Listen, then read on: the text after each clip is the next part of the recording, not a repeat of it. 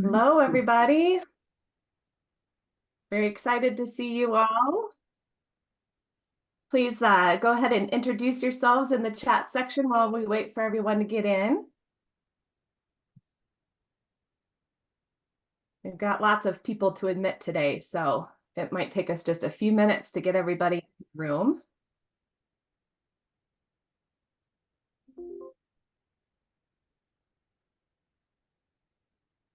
And for those of you who are just joining us, please go ahead and drop your name into the chat section and introduce yourself. Let us know your name, your company or the organization that you're with, and what county you're coming from. And while we wait for folks, we have a few polls just to help our speakers know who is in attendance today. So Bobby's going to start launching these polls.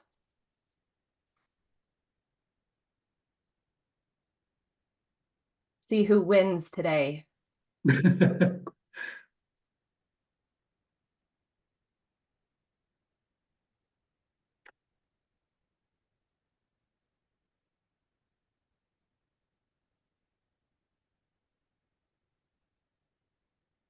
Right. For those who are just joining us, please introduce yourself in the chat section and let us know what company you're with and what county you're coming from. We've got a poll question going on right now.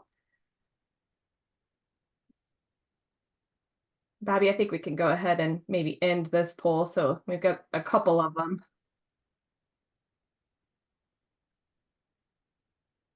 Okay, it looks like Metro is winning right now, but Northeast is coming in hot.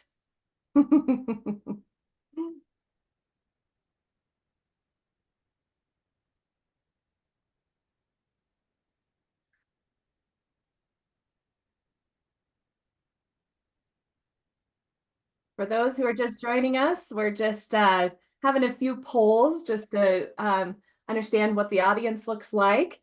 Feel free to introduce yourself in the chat section while we wait or while we're admitting everybody in. We just have a big group today, which is really exciting.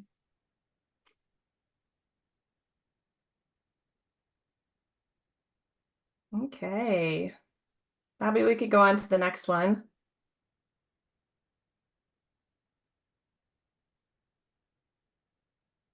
Looks like we've got a lot of economic developers in the room today, which is probably a good thing, right? This is about our economic development professionals today. So that's good.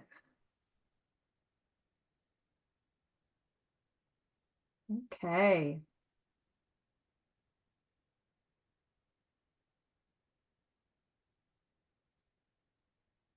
Do you know if your municipality has a climate resiliency plan?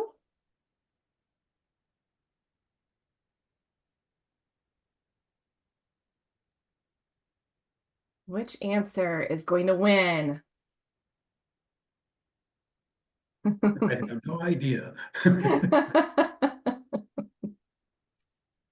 it looks like a lot of people do know or they don't know. So that's really good. All right. And while we are doing some of these polls, I'm going to go ahead and get started and do some of our housekeeping items. So welcome everybody to EDCC's Knowledge Network series. And my name is Kim Woodworth, and I'm the Executive Director for the Economic Development Council of Colorado. Just a few housekeeping items. Before we start, you've all joined into this webinar on mute for recording quality purposes, but we really do encourage you to participate with us. Please ask questions, either raise your hand or put your question into the chat section. We'll be monitoring that throughout. We will have opportunities for Q&A session or Q&A after each of the presentations and then again at the end. If you have any questions, after this webinar, please send them to Bobby, and she will make sure to get back to you and ask our speakers to get back to you as well. We will follow up after today's webinar with a link to the webinar and a presentation. We'll also be posting this to our website on the web page that's dedicated to EDCC's Knowledge Network series, and then it will also live in perpetuity in the Knowledge Vault. And finally, followed our today's discussion on our social media outlets at EDC of Co. And be sure to use the hashtag Knowledge Network and EDCC events so that we can follow you. For those of you who are new to us, EDCC is a statewide industry association that supports economic development efforts across Colorado.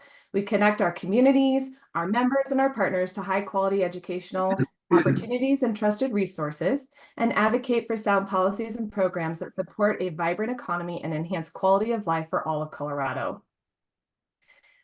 EDCC has built a virtual arsenal of information to keep our professionals updated on the latest trends, data, and case studies and thought leadership papers that our professionals can take back to their local leaders to begin these important discussions.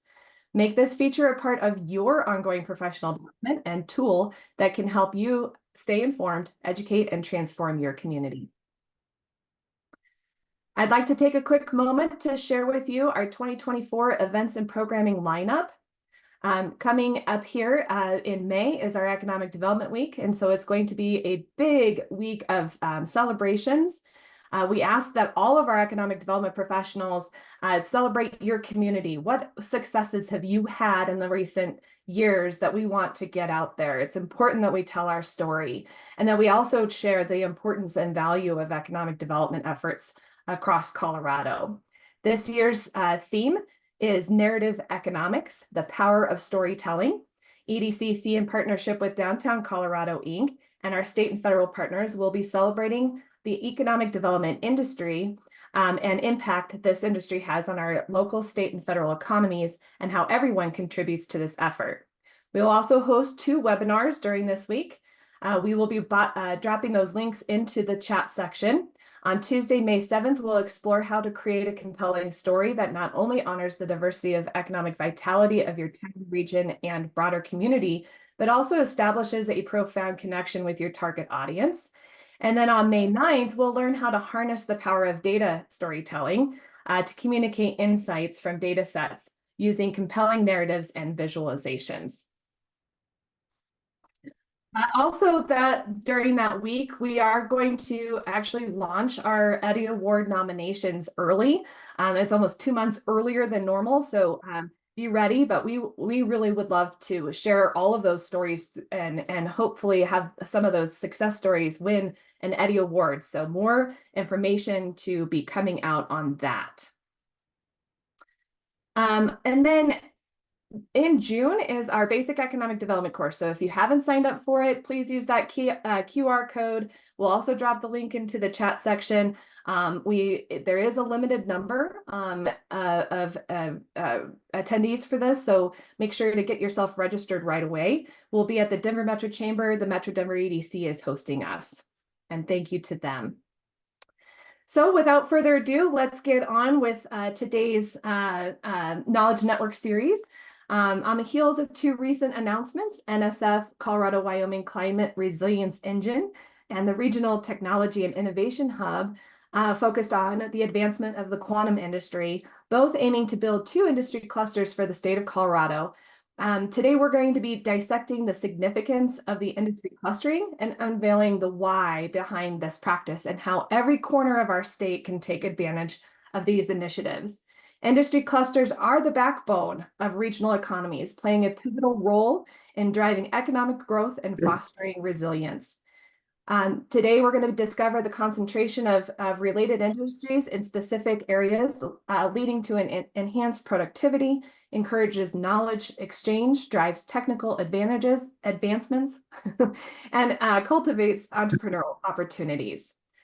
The credit goes to our Professional Development Committee for devising today's session and series. They are a wonderful group of amazing individuals who have great energy and leadership, and they are being led by Shannon Hine at the City of Fort Collins and Tyler Purvis with the City of Brush. So if you are a member and you're interested in getting more involved, we'll be dropping their contact information in the chat section, and let them know. We'll get you plugged in. So with that, I'd like to introduce today's moderator, Cliff Harold, who is the principal at First Flatiron Consulting. I've known Cliff for, well, my whole career in economic development, and he has been an incredible mentor of mine. He has conceived and co-founded the Boulder Economic Council, a cross-industry leadership group of business and community executives dedicated to Boulder's economic vitality. And recently, he now is running the Flatirons Consulting, and he is helping economic development organizations and consulting for economic development clientele, educational institutions, professional associations, and entrepreneurs through his consulting work. So with that, I want to give Cliff a big warm welcome. So everybody cheer, send your clap, your clap emojis, give him a big welcome. Thanks, Cliff. You take it away. Well, Kim, that's too nice. Thank you very much for that introduction. And I can see I'm going to need to send you a more current picture. That picture is probably 8 years old, something like that. I'll do better next time, I promise. And welcome, everyone. Thank you so much for joining us today. This is going to be a very interesting twist on the whole idea of industry clusters, because our co-presenters, what Mike and JB are going to be talking about, really blow up the concept of industry clusters to something much bigger than what I'll be talking about, at least initially. So I think you're in for a treat. I'm really looking forward to hear what Mike and JB have to say. My job today is really to lay a foundation with an overview about industry clusters and economic development, and just kind of make sure that we're all on the same page as we head into this dialogue. As you already know, that after my introductory remarks, we'll hear from Mike and JB about the evolution of new businesses and new industry clusters, particularly in the areas of climate resilience and quantum computing. And just for the sake of all the attendees, we're planning to take breaks after each of our presentations, and hopefully we've allocated enough time at the end here for a fairly robust Q&A with you. So as questions arise, please post them in chat or raise your hands, and we should have ample opportunities to address those. Next slide, please. So to make sure we're all starting from the same page on this topic, let's talk about what we mean by industry clusters. I think of places like Silicon Valley, Hollywood, Napa, Houston, all world famous for a dominant industry in their specific geographies. But I'm often asked by people in my community about what I mean when I say industry cluster, instead of just simply cluster or industry. I explain that an industry is a critical mass of companies that share a common primary business activity. For example, in technology or aerospace or agriculture or energy. An industry cluster, however, is more like an ecosystem in a specific region that surrounds a nucleus of co-located businesses that make up a particular industry. So this cluster or ecosystem is made up of not just the core businesses, but suppliers and service providers and specialized workforce and real estate facilities that serve a given industry. It can also include government agencies and other institutions that provide the infrastructure, the public services, educational resources, and other support that is so important to businesses in a given industry. Next slide, please. So many of you know this, I hope you do anyway, that OEDIT has identified 14 industry clusters fueling Colorado's economy, and the Metro Denver EDC has prioritized 9 clusters for the metro area, 2/3 of which overlap with OEDIT's. OEDIT's website presents data for each of the 14 clusters they've identified, including the state's concentration of jobs in each industry, and how much each industry contributes to the statewide GDP. It's interesting information. The clusters with the highest concentration of jobs in Colorado are technology, infrastructure engineering, aerospace, and of course, tourism and outdoor recreation. Those clusters contributing the most to Colorado's gross domestic product are technology, health and wellness, and advanced manufacturing. Next slide, please. So why do industries cluster? Companies cluster together because it helps them achieve greater operational efficiencies, more productivity by being co-located close enough to each other to help attract that industry specialized talent and capital and suppliers and real estate that they need to prosper. It's also important to note here that they cluster in communities that have invested in placemaking, in a place-based approach to economic development. It's that having the right kind of assets and attributes in a community to support the businesses and the larger industry. It's a critical and growing important priority for the climate resilience work and the quantum work that Mike and JB are involved in, but it's important across industries. It's important to the individual businesses, and importantly, it's valuable to the U.S. Economic Development Administration and NSF. We'll talk a little bit more about this as we get into the other conversations. The other reason that industries cluster is because being close to each other encourages both collaboration and competition, which often stimulates more investment in R&D, more rapid innovation, the launch of new products and services, as well as new businesses, and ultimately growing and even new markets. Next slide, please. Let's talk for a moment about why industry clusters are important to us, to economic developers. Companies are drawn to areas where they find an environment, going back to this idea of placemaking and place-based, that offer competitive advantages in the regional workforce, in service providers, in suppliers, in infrastructure, and other supportive resources. So thriving industry clusters are important to economic developers because they demonstrate the competitiveness of our business environments in both retaining and attracting companies, and in creating jobs and attracting the talent essential to those companies. Next slide, please. Because industry clusters can be so important to our work, I'd like to highlight what I think we can do and what I know some of you are doing already to reinforce and scale them. As economic developers, we understand better than most the strengths, opportunities, and the challenges of our cities or regions. And we're constantly seeking ways to make our communities more economically competitive by building on our strengths and addressing those challenges. Because we're so dedicated to the vitality of our economies, we're especially well positioned to help strengthen our industry clusters.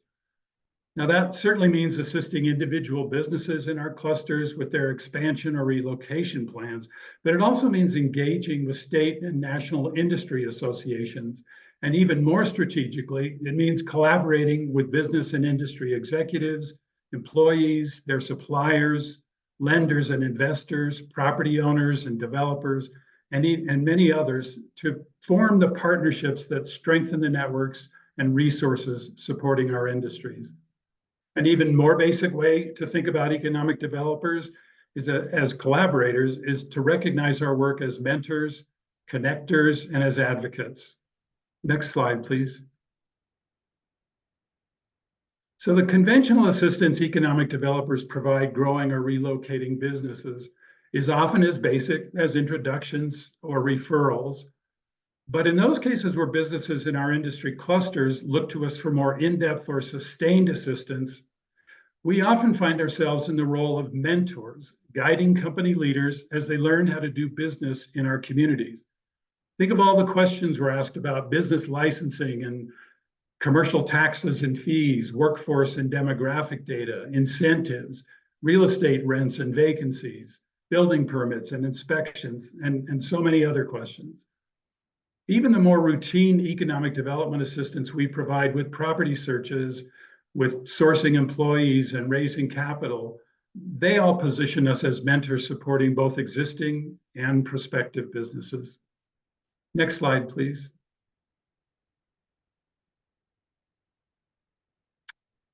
As connectors, economic developers can help business leaders better integrate into our regional ecosystems.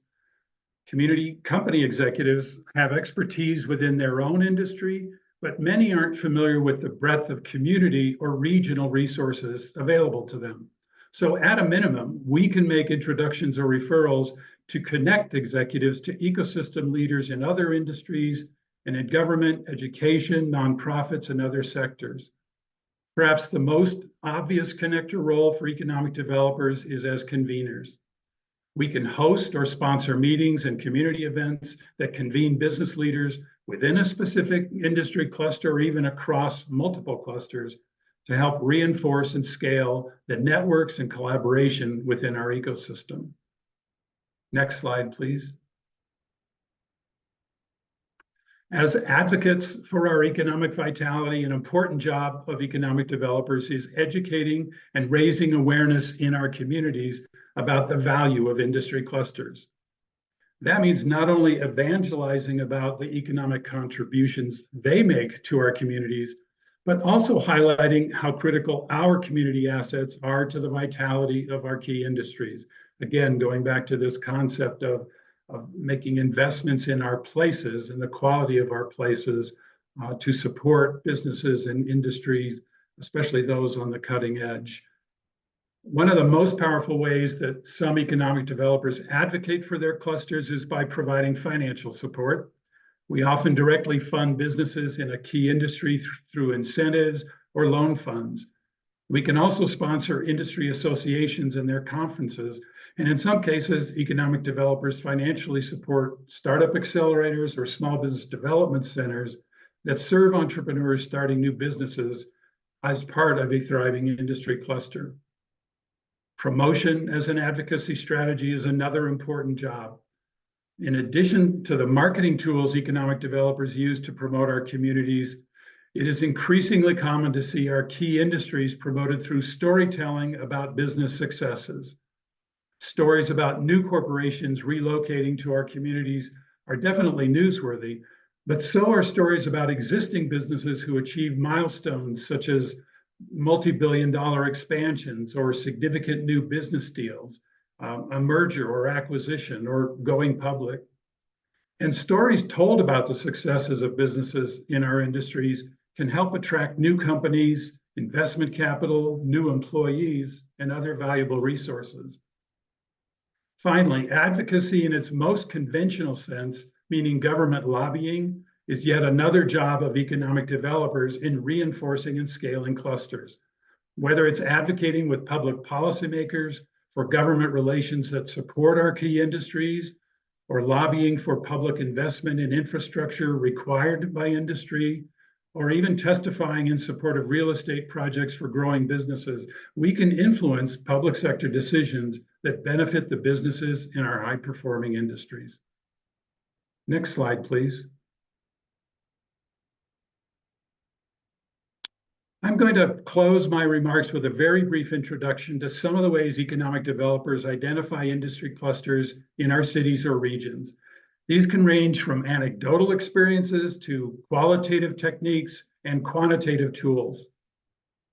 Most economic developers can describe the key industries in their areas based on their experience with individual businesses and by observing industry trends.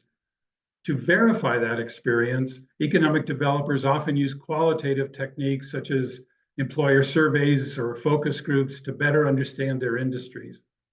But for today, I'm going to focus on a few commonly used quantitative tools, starting with the US Cluster Mapping Project. The Cluster Mapping Project is a free online tool run by the US Economic Development Administration and Harvard Business School. It presents data on a region's strongest industry clusters, its biggest clusters by employment, and more. It also offers a regional comparison tool, which can be used to compare different regions. Next slide, please. Two other tools I'll highlight are the US Bureau of Labor Statistics QCEW location quotients and the U.S. Bureau of Economic Analysis RIMS-2 model. The Bureau of Labor Statistics QCEW location quotients free online tool can be used to determine how concentrated industries are in a region. Location quotients, or LQs, can be used to compare the concentration of a specific industry's jobs or wages in a given location to the concentration of jobs or wages in that industry nationwide. And the Bureau of Economic Analysis RIMS-2 model is typically used in economic impact studies to estimate the total impact of a new business or development project. But the RIMS model can also be used to estimate the economic impacts of an entire industry on a region's economy. It does that by generating multipliers as measures of how much one industry impacts other sectors and industries in a region. The jobs multiplier, for example, quantifies the multiplier effect of a specific industry in stimulating additional jobs in a region. Next slide, please. So I'm going to pause here to ask if there are clarifying questions or comments before we turn to Mike and JB for their perspectives on two rapidly emerging industry ecosystems. Next slide. Kim, are you seeing questions popping up yet? I haven't seen one yet. But... Okay. Oh, George? Yeah, thank you. This is really helpful. My question probably has an obvious answer. What I'm trying to figure out as I hear this in a county that does not have a lot of buildable space, certainly could not accommodate an industry cluster. How would you encourage, and I presume this is the situation that a lot of the other people are in too, how would you encourage us to think about this in such a context? So two things jump to mind immediately, and I've already mentioned one of them, which is this idea of placemaking. I've actually done a lot of research and writing on this recently, and I think there's a sort of a pivot happening in economic development where many communities are starting to focus as much on investing in the quality of place in their community to attract businesses than on incentives and marketing and traditional kind of economic development practices. So the first thing I would suggest to any community, large, small, rural, urban, is to make sure that your community, that you've done the placemaking work and the investment in infrastructure and amenities and educational resources and so forth to make the community as attractive to businesses as possible. The second thing I would say is that most communities that have some, I mean, they exist because they have an economy supporting the residents and the businesses in that community. And so this goes back to sort of economic development 101 on what is it about, what is special about your community that makes it thrive, that makes it active, that draws people, that draws visitors, that draws businesses, and double down on that. It may not be a cluster per se, or even a dominant industry concentration in technology or agriculture or outdoor recreation, but there is something that is core to a community that you want to identify and build on to attract the businesses and again try to broaden the economic base, diversify the economic base. So it's a complicated question, and every community is unique. So every community has to figure out its own path toward prosperity.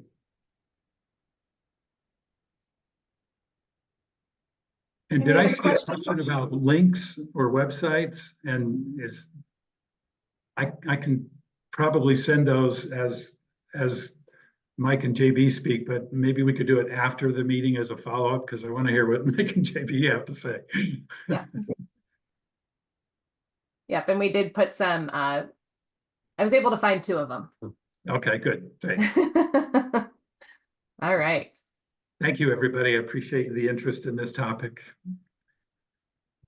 And do you want me to introduce? I mean, we kind of introduced Mike and JB, so I see their smiling faces on a terrific looking slide. So I think we're going to go first with Mike to talk about this idea of what I'm thinking of as more like an industry ecosystem than just an industry cluster. So Mike, I'm going to turn it over to you, and very excited to hear the latest on the climate resilience engine.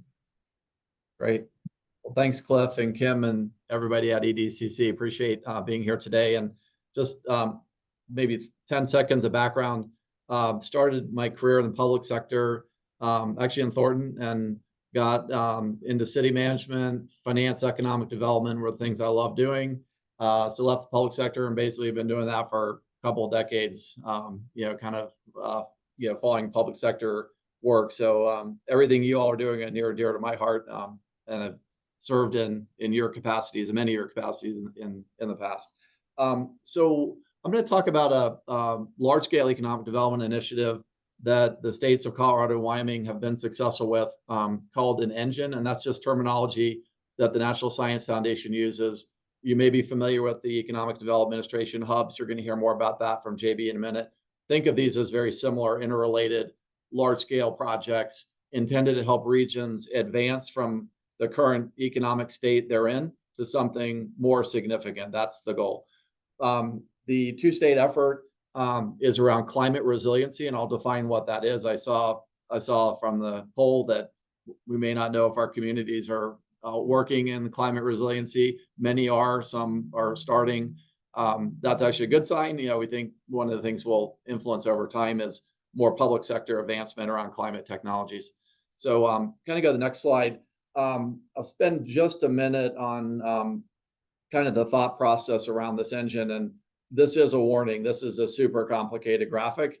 And if you've done any federal grants in National Science Foundation, you cannot submit to NSF with what's called a 3-layer graphic. I don't know why. I'm not an NSF guy, but this is what it is.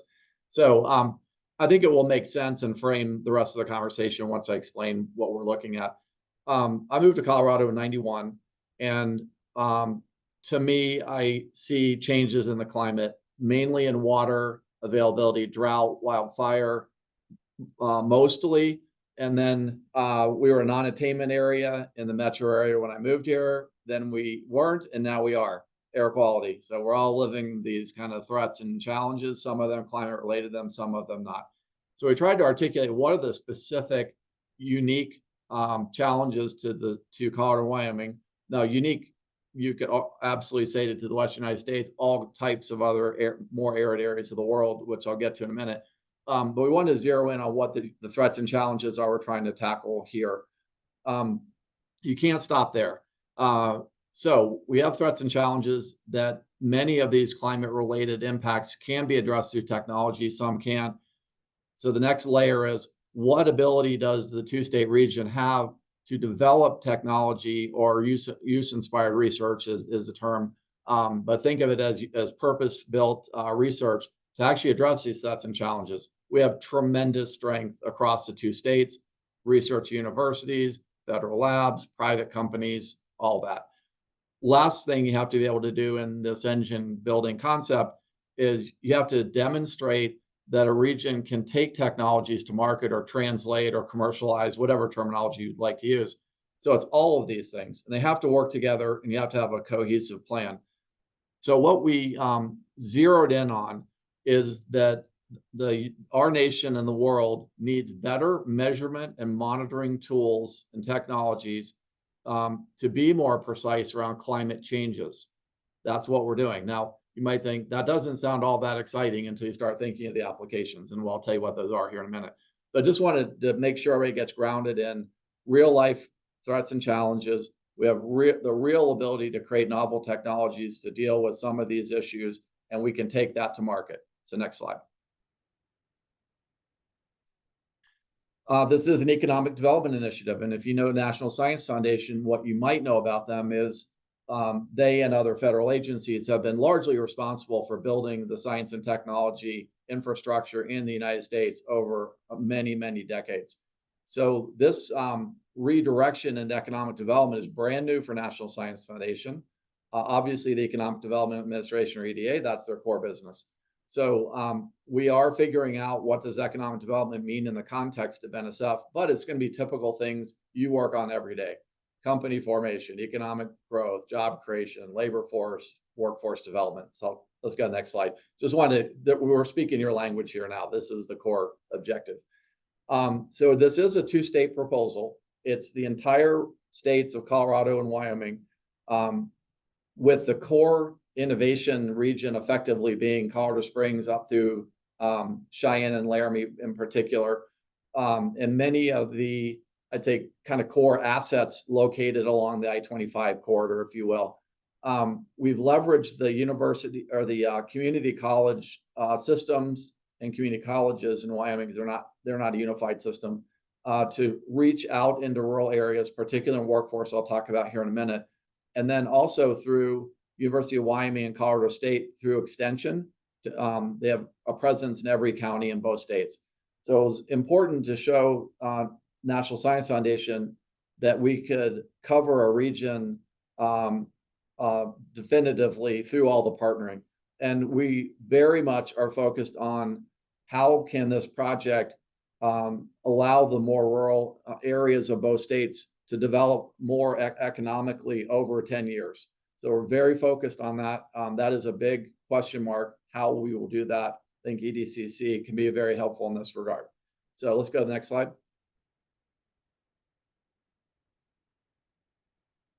We'll not read this slide, to say the least, but two things that maybe to point out. We very carefully selected corporate partners. So you don't see a whole bunch of private companies listed, but the partners we have are heavily intertwined in this project: Shell, NVIDIA, Palantir, Lockheed Martin. We'll expand this somewhat over time, but we're looking for heavily entrenched private companies that are in the climate resiliency space versus a whole bunch of kind of company logos on a slide. The federal labs and federally funded labs, also a very important part of our proposal. And in my opinion, the corporate engagement and the federal labs is probably what tipped the scales to allow the region to win. So again, on the federal lab side, we chose very carefully the labs that have demonstrable technological understanding of climate measuring and monitoring, like NOAA. That's their business, is weather prediction.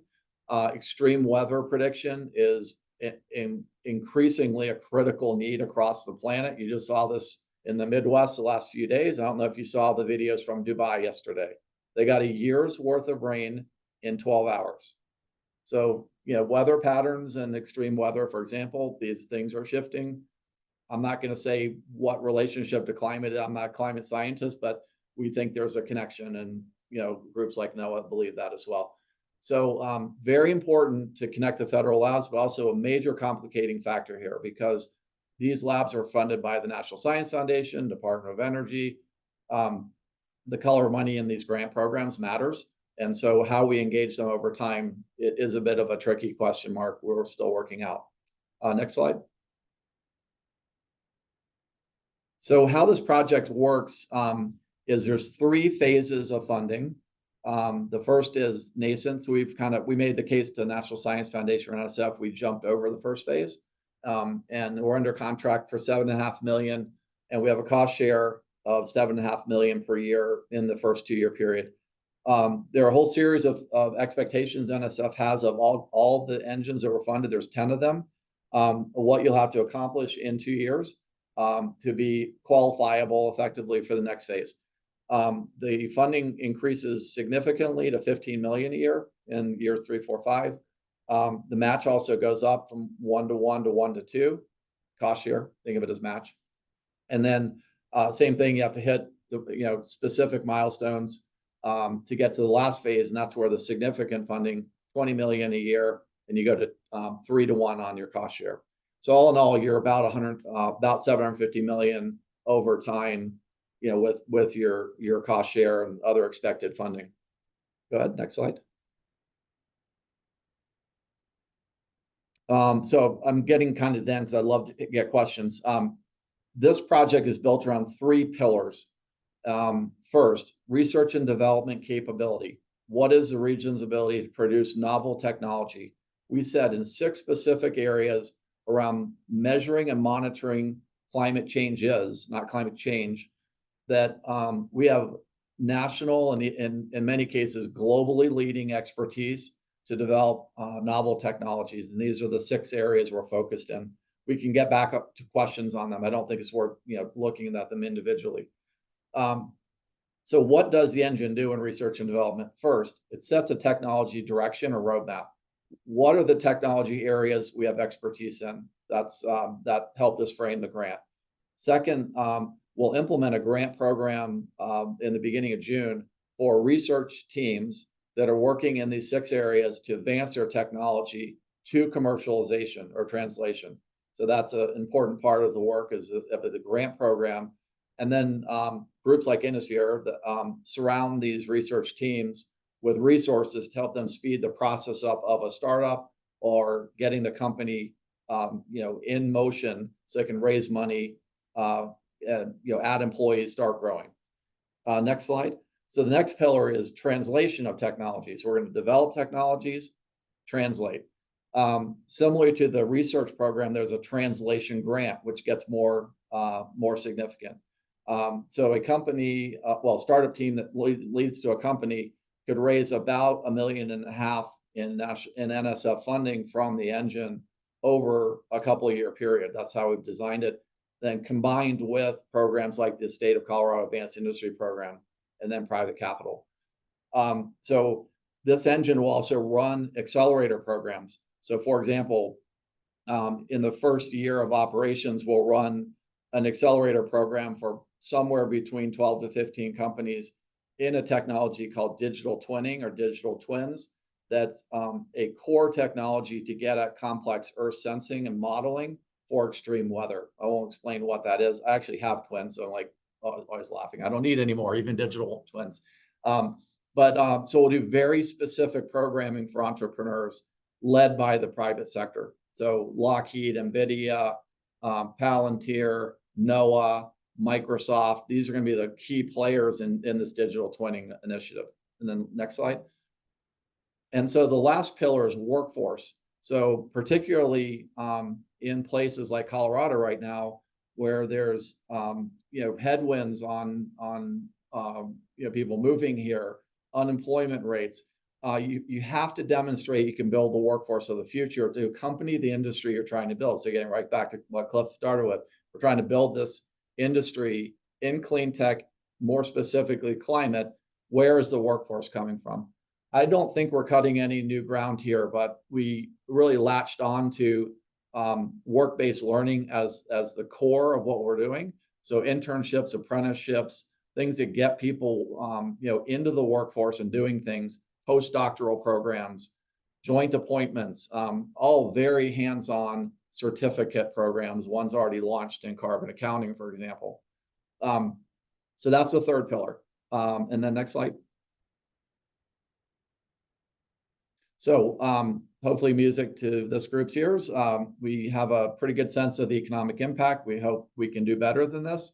But over 10 years, we expect around 22,000 new jobs recruited and grown, about $1.5 billion GDP boost. I think that will definitely go up over time. We're relatively conservative on that estimate.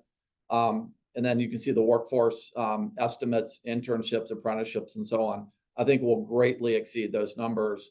For example, the state of Colorado has been incredibly supportive of this initiative, and we've just launched a $3 million program around systems engineering, which is internships and apprenticeships, mainly that will be relevant for the aerospace industry that's doing earth sensing. So just as an example, I think we'll greatly exceed these numbers, not even knowing we're going to do that project, for example. So Kim, I think that's it. Happy to take questions now or later. But again, hopefully you got the context of this research and development capability. We can move things into the market.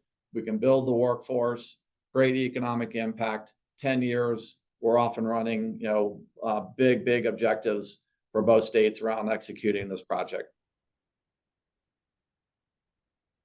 Do you have any questions right now for Mike? Tim, I have one, and this is hopefully trying to bridge between the economic development communities here today and this incredibly aspirational engine project. Can you describe what does the connectivity look like between the work that will be done with the climate resilience engine and those industries on the ground that are dependent on some kind of climate predictability or climate resiliency? So I'm thinking about, industries like outdoor recreation, which, winter sports are looking at like an existential threat here because of climate resiliency or lack thereof. Agriculture, energy, those kinds of industries. Can you somehow help connect the dots between this incredibly, again, aspirational, ambitious work that the engine will do and the industries in some of our communities? Well, let's take agriculture broadly, because I'm glad to see good representation out of the metro area. So a very specific objective we have is to really utilize the understanding that we're gaining in areas like animal-related methane, for instance, and soil carbon capture to create new revenue streams for ranchers, people in the cattle industry, dairy industry, and growers. And we're very confident because we're seeing early signals that there are monetizable applications of the data that needs to be relied upon to create, in many cases, a tax credit or a voluntary payment in the supply chain. Let me use one example. One of the major companies that's in this project wants to work with dairy operators in particular to help them understand best practices for methane reduction voluntarily. This is not, it's not a government policy. So what they say is that we don't understand the science, the technology is not there to really understand fully what contribution dairy cows are making from a methane perspective. Why? Because globally we've tested only thousands of animals, thousands. That's it, thousands, to understand methane. So the state of the art is so early. So one of the partners is doing research in the area with yet another private company. And so the outcome of that would be, in this case, in the supply chain from a dairy perspective, the large companies buying the dairy product will voluntarily pay the operator to deploy best practices. And we think voluntary programs like this, and then ultimately involuntary, which no one wants to talk about, is going to be the future. But what does this rely on? Credible data that's auditable and referenceable and reliable. And so soil carbon, you cannot give a farmer or grower a carbon tax credit if you don't fundamentally understand the underlying economics, but also the science around how soil is captured. Guess what? The state-of-the-art USDA models that are run today were developed on a 3x3 in a 3x3 box of dirt at Colorado State. That's the state of the art. So, for example, we're imagining 200-300 acres to really expand the understanding, at least in this region, with this soil type, with our weather conditions. What does soil carbon look like to be captured that can be monetized by growers? Just a couple of examples. You run that across energy, the outdoor industry. Hopefully that gives you a couple of examples. That's great. Thanks. Thank you so much, Mike. I can actually see, the different areas of our state, down in the southwest corner where they're really focused on forestry products and, how does that impact, we've got the cold transitioning communities. And so this truly is a statewide initiative that we can all partake in. Awesome. Well, thank you. And next up is JB. JB, would you like to just give us a little bit of background on you? I know that a lot of people know who you are as well, but give us a little background and tell us a little bit about the quantum industry. Sure. Yeah. And some of you have already stalked me on LinkedIn since this started. So how fast is that? Yeah, it's great to see everyone. I see a lot of folks that I know on the call. I've been in Colorado on and off for about 30 years. Most recently, though, I was in Washington, D.C. as the CEO of a group called the Greater Washington Partnership for a couple of years that was an economic development group funded by industry to advance regional issues there. Prior to that, I was the Dean of Engineering and Computer Science at the University of Denver for 5 years. As I tell everyone, I was the only engineering dean in the country with an undergraduate degree in creative writing. So it just goes to show that you can't predict how your career will unfold. Prior to that, though, I've got a long career in business, both startups here in Colorado, mostly with Brad Feld and Foundry, but also with large companies around the world. So it's great to be here, and thanks for the time. Mike did an awesome job talking about the NSF initiative, and I'm sure a lot of you sort of went to postgrad school there on climate. Now we get to talk about quantum, which of course is much simpler to understand. But what I thought I would do is explain what the initiative is all about, not so much talk about quantum per se, though we can geek out about that if people really care, but instead talk about the initiative, and then in particular try to step it down to how it matters potentially for your regions. Next slide, please. So this is part of an initiative that's coming out of the federal government's CHIPS and Science Act. You folks, I'm sure, have all heard about that over the last few years. These programs are administered by the EDA, which is part of the Department of Commerce. And so it has very many different attributes than programs that are administered by other agencies or, for example, the NSF. As you can imagine, since it's out of Department of Commerce, this has a big emphasis on commercialization, as you'll hear. Before I go further, I should just do two call outs. If folks on the call don't know Trent Thompson, Trent, I think, is on this call with the EDA. He's an absolute gem of a resource for all of the work that any of us do when it comes to commerce and EDA. So if you don't know Trent, if you haven't gotten involved in the various programming that he's responsible for, he's involved with, I can't recommend it enough. We wouldn't have gotten to where we are on this had it not been for him. And also Mike, one of the great things about Colorado is it's a very collaborative, pay it forward kind of place.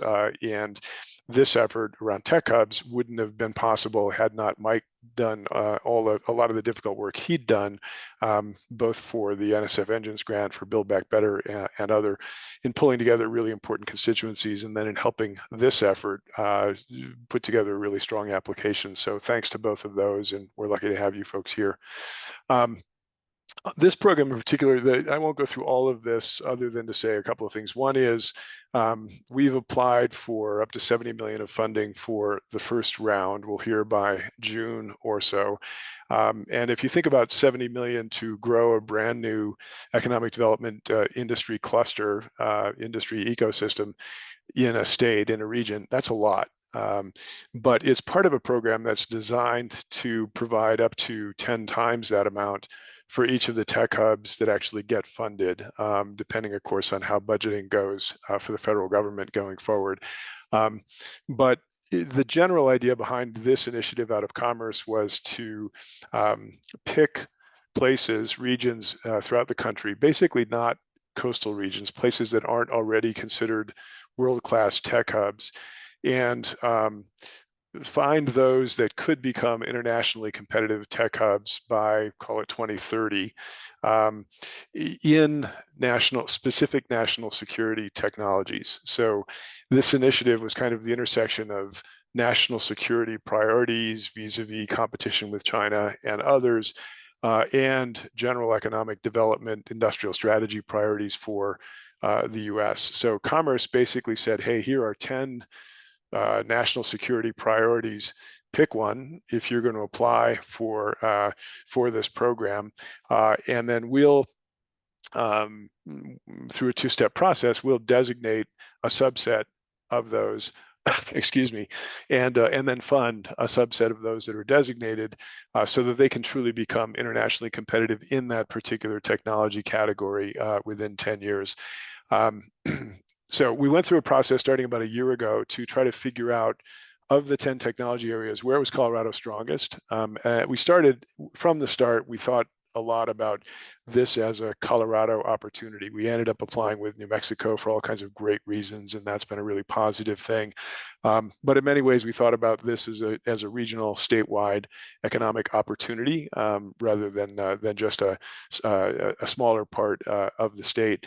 So we did a lot of work. Cliff talked about some of the sources that we used, but to try to figure out, well, gee, where is Colorado relatively strong? Where can we make the best case to potentially become one of these great tech hubs that are internationally competitive?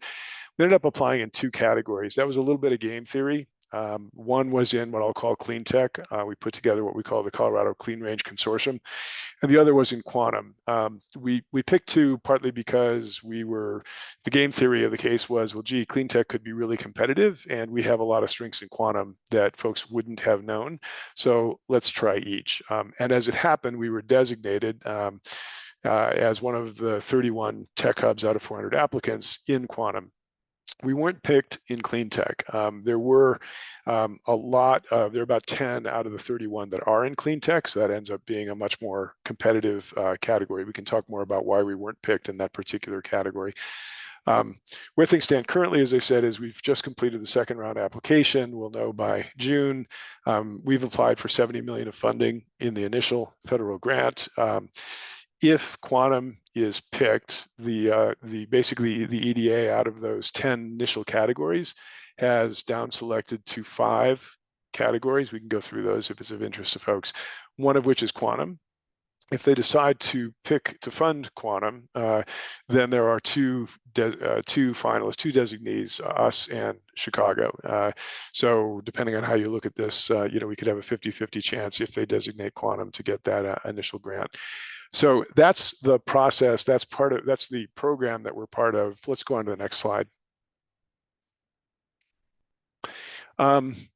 Basically, getting designated is cool because you're one of 31 in the country. It's a braggable thing. I'm sure you've seen a lot of the publicity about it. There are only 31 that were designated that were regarded as having the potential to be globally competitive in their particular field of technology by 2030. But it didn't come with any money. So we're in the process now of applying for the money. Let's go ahead on to the next slide, please.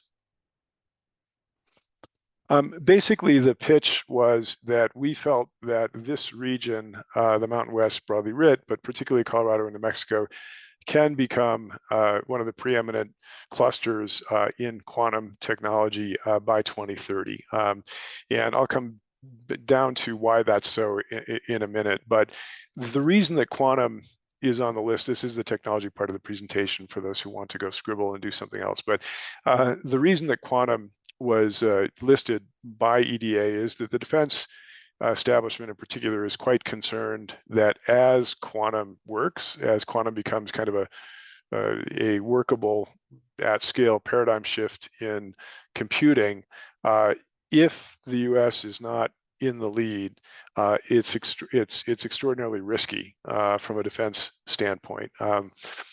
Quantum computing basically has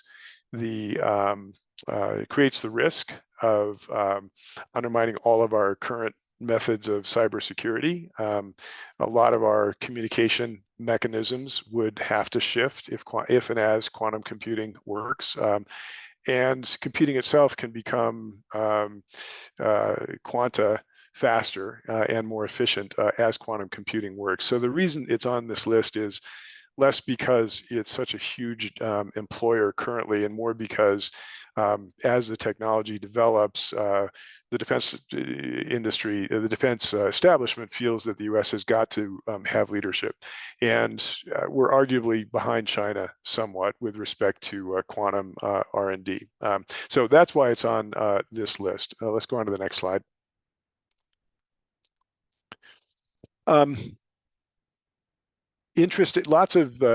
this process was interesting in that it developed a lot of data as to why Colorado and how this region is actually extraordinarily competitive in this field. I won't go through all of this, but we have a lot of 4 Nobel scientists in quantum, more than any other region in the country. We have more employment in the quantum industry than any other region in the country, which is surprising. And we have more capital deployed for startups and scale-ups in the quantum field than any other industry region in the country. So there's already a tremendous amount of both R&D, but also commercialization activity in the state. That was a bit of a surprise to all of us as we were putting this effort together, but it gives us a very strong case. I'll step back. A lot of the case we've sought to make in this is that quantum it's another digital technology. And for those of you, of course, who've been involved in economic development here in Colorado over the last 30 years, you know that we went from a state that really was not known as having much in digital tech to, one of the premier nodes in the country for digital startups and scale-ups and success generally. In many ways, the quantum industry is an outgrowth of that same energy. Some of the places that have seen more of the digital commercialization activity are those that have seen growth in quantum here as well. The Boulder area, of course, is one. Denver, though, as well. So the story here is, and it's back to the point I think that Cliff was making, this is kind of an outgrowth in many ways of a very successful economic ecosystem development around digital tech over the last 30 years, rather than, even though quantum itself is a relatively new technology, the conditions have developed over quite a long time to create the opportunity for Colorado to thrive in this sector. Let's go to the next slide.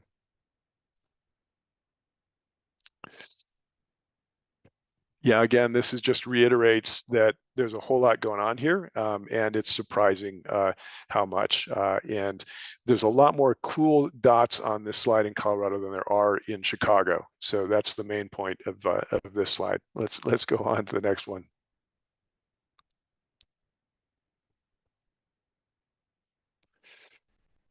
I want to make 2 other points, then we'll stop. One is another thing that's very surprising about quantum, and I think this is just a general comment to think about with respect to almost all of the advanced technology categories that we're talking about. More than half of all the jobs that are in quantum today don't require an advanced degree. You see on the right-hand side, essentially, a lot of the hardware that goes into and the systems that go into creating quantum computing.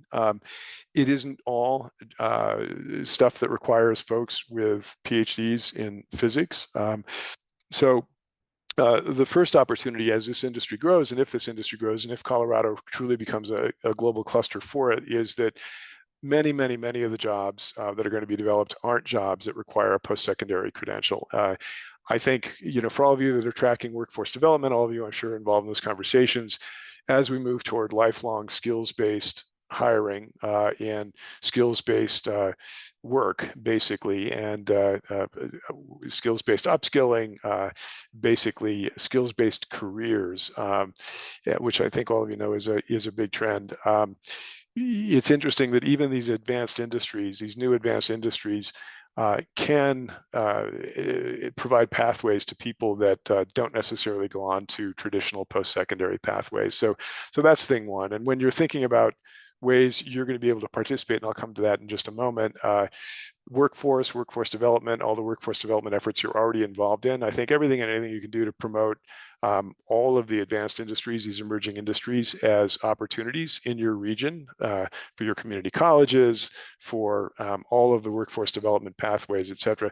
Don't exclude those just because quantum and some of the rest of these advanced industries sound very esoteric. The reality is that the jobs don't necessarily require those kind of credentials. So that's thing one. Thing two, let me talk very specifically about this, then we can open it up. If we get the funding, it's going to go towards 3 different categories of activity. These are a little bit different than engines because there's not as much of an emphasis on, this is all about translation. This is meant to fund activities that are past the R&D stage and instead are at and beyond the commercialization stage. So there are 3 different categories. We called them create, include and accelerate.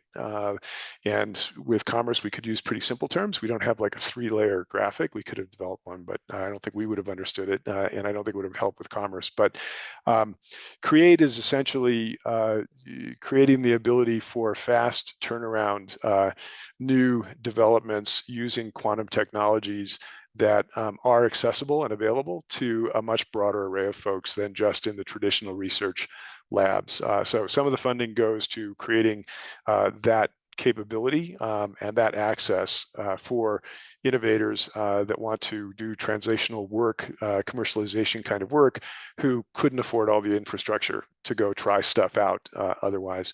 The second is include, and that's very much a region-wide effort to ensure that from the earliest stages, folks are aware of, informed about, and can access quantum oriented skills and careers.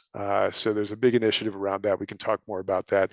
And the third is accelerate. And these activities in many ways are similar to what Mike talked about doing with the engines application.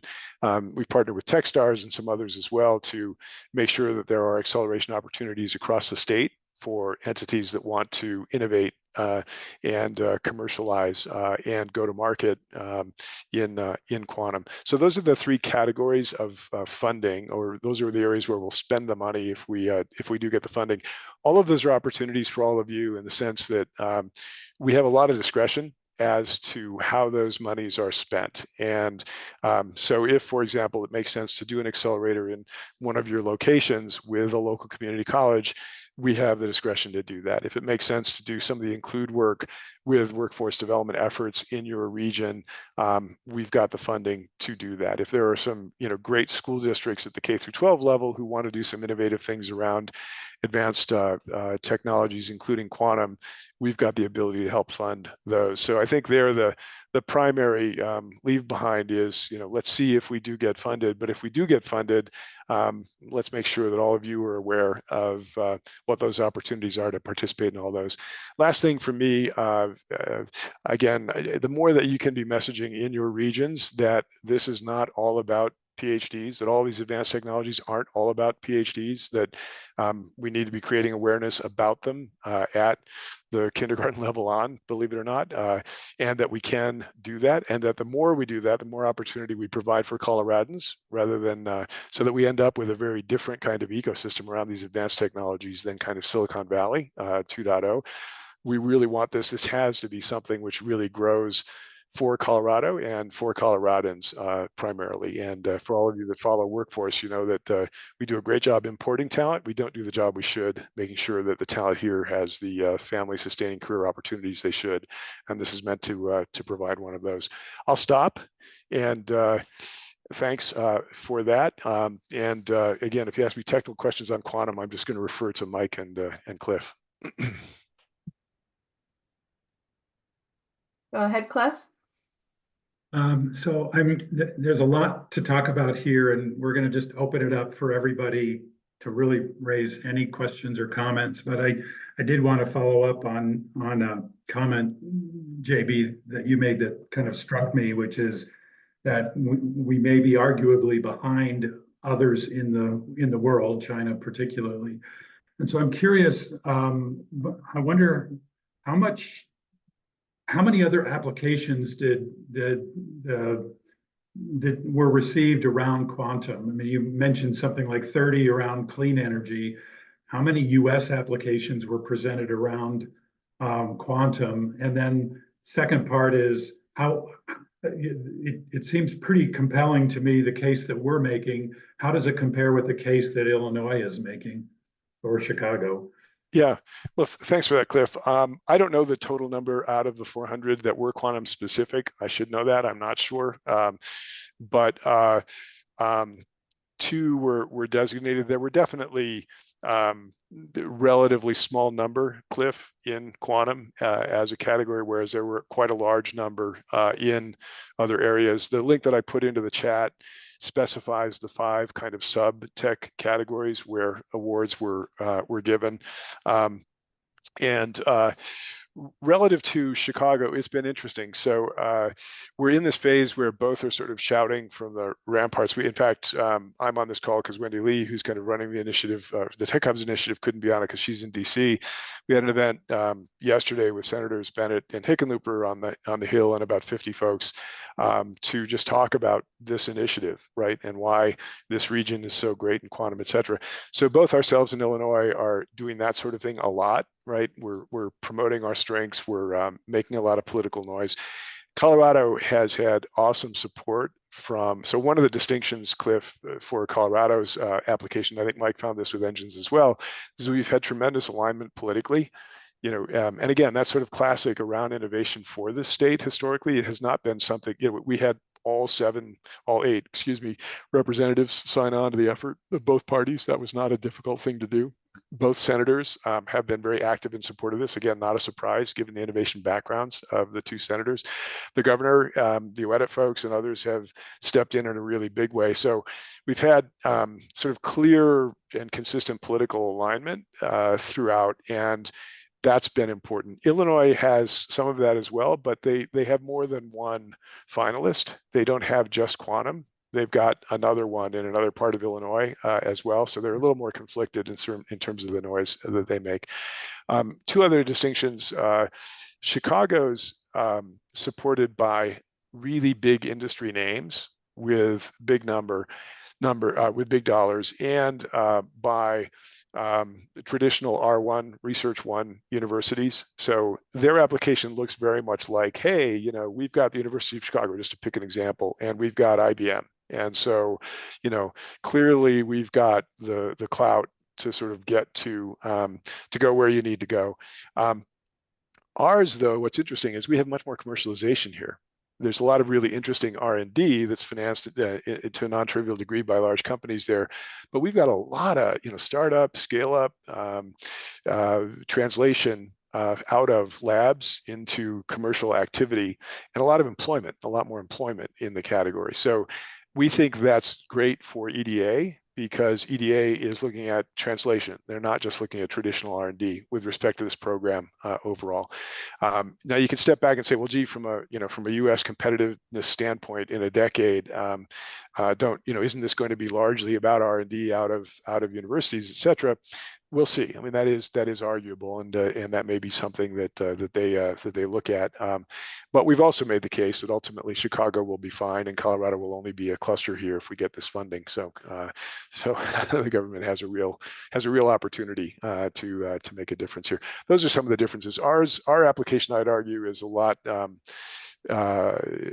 more workforce oriented. There was a lot of work to understand what does the workforce look like, how can we bring educational institutions in, what are the pathways that are possible, what are the new curricula that are necessary. There was a lot of work to do that statewide. Fort Lewis was very involved. Our friends down in New Mexico were doing a lot of really interesting work. That was a big differentiator, I think, in the application as well.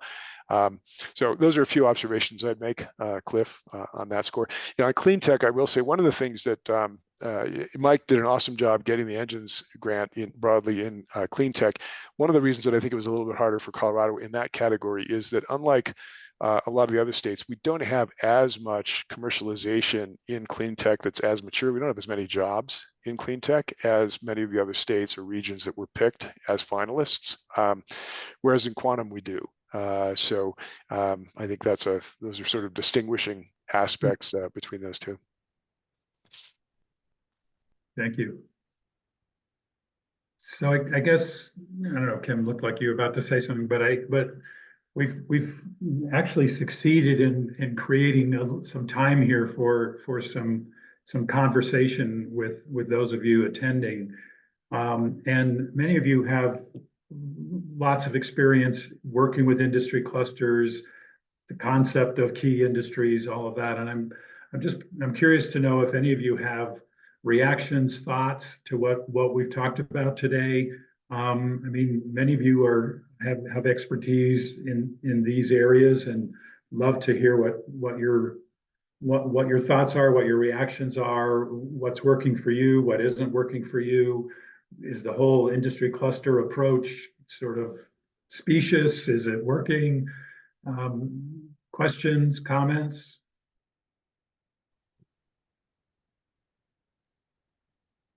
think I have one for JB. Oh, I'm sorry, Trent. No, that's okay. I just wanted to help out JB in the question of applications. I can't say for sure how many came in, but I just did a quick control find of all the applicants from phase one, and there were only a handful. There was Southern California, obviously Colorado, Chicago, I believe Tennessee and Massachusetts, and only Chicago and Colorado were designated. So and Interesting. that's a lot to say right there. So I'm really excited to see what phase two will bring. Thanks, Trent. Yep. So I guess my question for JB is, even if we don't receive the funding, how can Colorado still proceed? Because we have now found this as being a strength for Colorado. Also, in coordination with our aerospace and defense, we have that linkage there. So what can we do to continue? Because I would hate to lose all this hard work and not focus on, continuing to build out that industry cluster.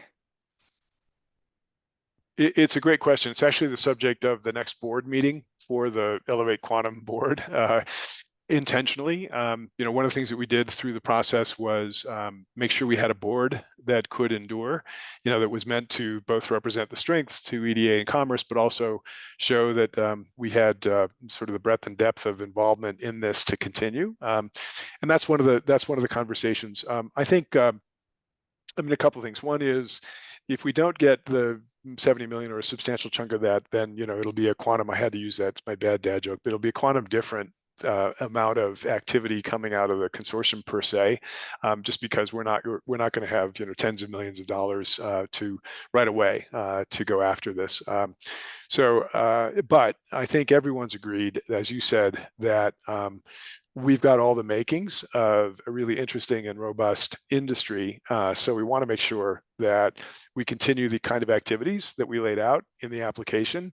But I think the question of who leads those activities and how they're funded could be pretty different. For example, the create activity, creating this manufacturing facility, this facility where folks can go and use the capabilities, et cetera. I think we'd look to still try to do that, but we look to fund it differently. We get more industry support for that as an example. On include, again, I think we'd still pursue all of those efforts, but we'd look for other grant sources in part, because there are defense, as an example, does have a lot of money going to quantum, and they care about workforce. So it's quite possible we'd go to those kind of sources as well. So we want to keep the gang together. Everybody agrees we should do that. We've got a board. We've got an organization. We've got, I think, 64, more than that, entities that are signed on now. But I think the pace and funding sources for the activities that group does will just differ depending on whether or not we get the federal funding. One of the nice things about a new category like this, though, Kim, is it is new.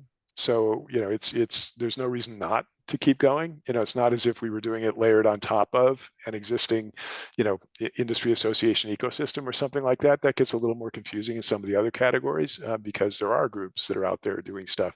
This is, you've got the great, Colorado Technology Association, other groups as well that are doing great work that, of course, will be and have been associated with that, but they're not focused per se on quantum. I see a question here. It looks like it's for both Mike and JB. I think asking fundamentally about public-private collaboration, but the question is, are you mapping ecosystems in these clusters to leverage existing public partners to minimize duplication of efforts and scale existing successful initiatives? One of you want to start on responding to that question? I'm not sure I understand it fully. I mean, ecosystem mapping, I get, but I think as we have looked into this, band of clean tech and measure monitor, we have a reasonably good idea of who's out there doing this work. So maybe just expand on the question. Mike, happy to expand on that a little bit, especially with the workforce solutions. Just wondering, there are so many workforce centers, and then additionally, other public partners that are leveraging at-risk individuals and inclusive pathways. How are you guys kind of identifying what's already being done and like not just duplicating efforts and just, you have great funding and that's a big thing that a lot of public partners don't have. So I would love to see if you identify existing resources, how you could leverage those existing ones rather than just having to recreate it yourselves and kind of help everyone along the way. On workforce, that makes total sense. I get it.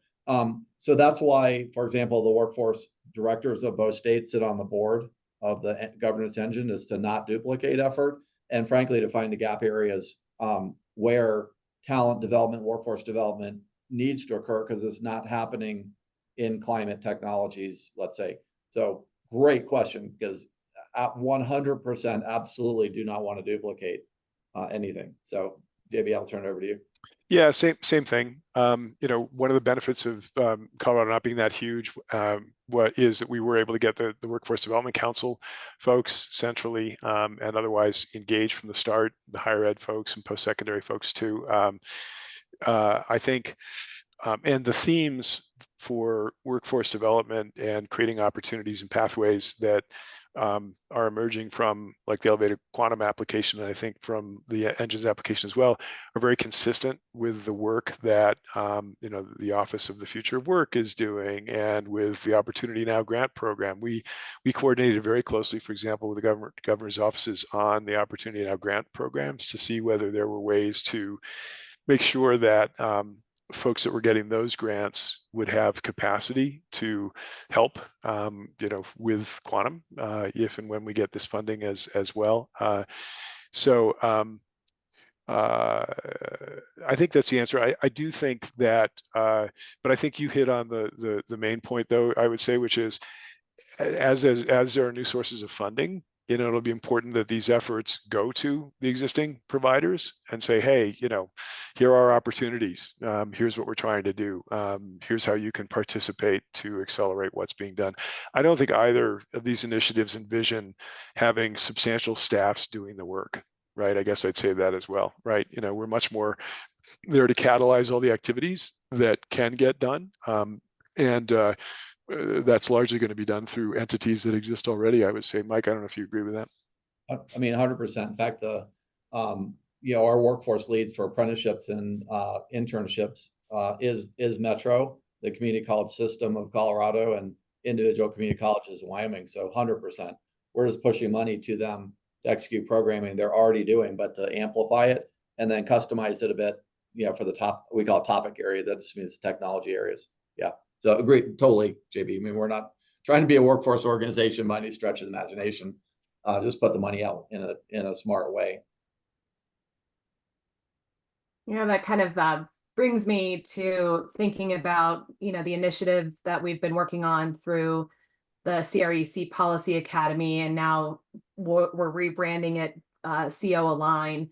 But having the tool that we are working to procure that will actually map out the ecosystem of economic development, anyone who is participating in economic development type activities, as well as workforce, and mapping out that ecosystem. That tool that we are working to procure could also then help us, with the mapping out of these other ecosystems, so that we're, creating capacity, reducing redundancies, and being able to, really coordinate those efforts in an intentional way. So, more to come in that, but I can see, really good synergy there. Tyler? Yeah, thank you. I had a question for Cliff. Scaling back, Cliff, to your initial introduction on this whole topic of industry clusters. And obviously we saw great examples from Mike and JB on what this looks like at the stage that it's at right now. But on a more base level, as industry clusters are starting to form, kind of that groundworks level, what are some probably expected challenges that are going to be on the way that would essentially threaten the movement of those clusters getting to the stage that Mike and JB are talking about? Well, thank you for that, Tyler. In a longer version of this presentation, I did get into the challenges question, so hopefully I can do justice to your question. There are a couple that jump to mind immediately. The first is that I've seen communities that focus so much on this on an industry cluster approach to economic development that they tend to overlook maybe not even emerging businesses or businesses in an emerging cluster, but they just overlook some of the incumbent businesses, the existing businesses that are there. They sort of put too many resources in one or two or three industry clusters. And not only does that sort of defeat some of the idea of diversification in building our economies and our economic bases, but it also, again, undervalues existing businesses in other kinds of sectors or other kinds of businesses. So that's finding that balance is one important challenge, and most communities are pretty good at it. But I've seen it where, well, you're not in one of our key industries, so we're not gonna provide as much support or effort or bandwidth for you. Another one is, and this is, becoming more and more universal, and this is the workforce issue that has already come up. U.S., Colorado, some of our regions in Colorado are really at a kind of, we're staring down I don't want to use existential too much, but we do have an existential threat with respect to our workforce and our demographics. I mean, the U.S. economy, the U.S. as a whole is beginning to age out and look a little bit more like other countries, China and other countries where the birth rates are down and immigration is low or messed up. But Colorado is facing this challenge too. And I don't know if any of you have heard Elizabeth Garner, our state demographer, talk about these, but she puts it in pretty stark terms that we are seeing contraction where our in-migration is way down. It's half what it used to be. We used to take this for granted. I think JB spoke to this. We're importing more of our talent than growing our talent. And that import sort of function is in jeopardy right now. And I think a lot of this has to do with cost of housing, cost of living, maybe some other factors, but that's a very significant threat. And our birth rates are way down. Not only not growing, our own talent, we're not even growing our own people. Our birth rates are historically low. And so that is a threat to every economy, regardless of a specific industry cluster. But it is increasingly a threat, I think, in more of our technology-based industry clusters, because again, we're not doing a good enough job training people for jobs in those more technology-oriented industries. And again, we're not importing people there. The other thing, and that's probably more than enough, but the other thing I'll say is that there are many communities, even affluent or more affluent, say, or, suburban communities, that are really struggling with keeping up with the infrastructure needs, the real estate needs, the housing needs that industries or that any economy needs, but that key industries in a community especially need. So it's the infrastructure, if you will, that supports those industries is also a challenge for many communities. It takes a lot of investment to keep up with the needs of evolving industries, growing industries, and most of our communities are struggling with that. What are your thoughts? I'm just kind of riffing on some work that I've done recently in this area, but thoughts of your own on this topic or others? Hey, Cliff, I put a link to an article that is pretty frightening. I mean, it's not an article, it's a research report on where the US is falling behind in critical technologies. It is an extreme eye opener, and it gets right to the point you're making, Cliff, JB. I think we recognize the US's leadership in science and technology is slipping.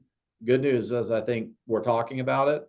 I think a lot of economic development been watching this for a couple of decades, right? So I mean, I'm not pessimistic on this, but I think we need to be realistic about what the starting point we're at now relative to, and it's industry specific to Europe, China, Southeast Asia. And this report and the link you should definitely check out. The website's great. You can kind of do some interactive stuff. You don't have to read the report.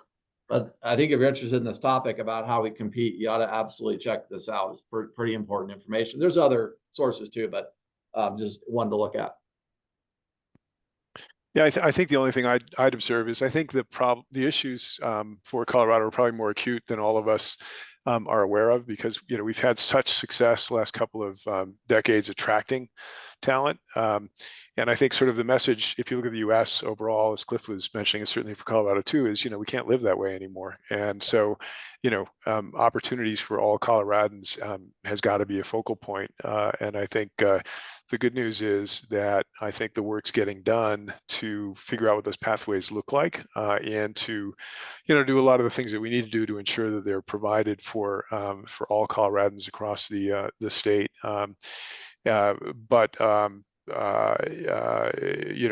Last thing I'd be remiss. I was just in DC last week, and we can't forget that fundamental capabilities do matter. So, our ability to teach math across the state in K through 12, it matters. And it matters to the ability to create these kind of pathways, even for positions that don't necessarily require post-secondary credentials.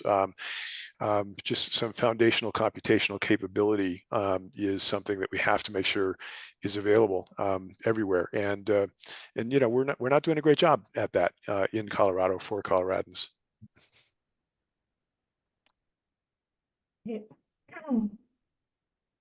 Well, with that, we are right at the top of the hour. So I want to end today's session by thanking our contributors for sharing their perspective and industry knowledge and insight. I also want to thank you personally for your amazing leadership that you have shown over many, many years in supporting Colorado's economy. And as Cliff said, we all need to start going and having babies, because we're just not going to have our workforce. That's Elizabeth Gardner's a message every time I hear her. We're just not having enough babies. So we got to change that. So I also wanted to thank our professional development committee for really putting this together, hosting, being on this call with us, and doing all the hard work that they're doing in the background to bring these types of programming to our members. Again, the link to the recording and the presentations will be sent to you with our follow-up email. And we're always working to better our delivery and timely information. So please take our 5-minute survey. It really does help us bring this type of content to you. And we just want to make sure that we are giving and providing the best services that we can for you. And don't forget, Basic Economic Development course, June 10th through the 14th. Please get registered. And then you can find all of the information, events, and upcoming calendar on our website. And finally, if you have any more additional resources, tools, the network, you'll find it at edcconline.org. And please take care. We can't wait to see you all during Economic Development Week. Have a safe and wonderful week. Thanks, Bye, everybody. everybody. Thank you.